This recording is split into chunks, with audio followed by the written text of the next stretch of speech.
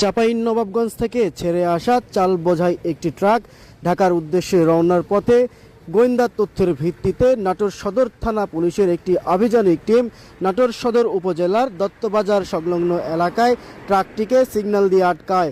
অতঃপর truck driver ও helper সহ 173 গ্রাম heroin সহ যার বাজার মূল্য ধারণা করা হচ্ছে প্রায় 20 লক্ষ টাকা।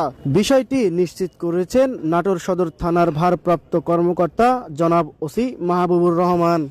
তিনি আরও বলেন, চাঁপাইনবাবগঞ্জ থেকে ছেড়ে আসা ঢাকাগামী ট্রাকটি চাল বোঝাই করে ঢাকার উদ্দেশ্যে রওনা হয়েছিলেন।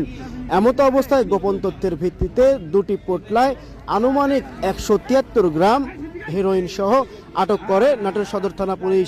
এমন গুরুত্বপূর্ণ কাজের জন্য স্থানীয়রা নাটোর সদর থানা পুলিশকে অভিনন্দন জানায়।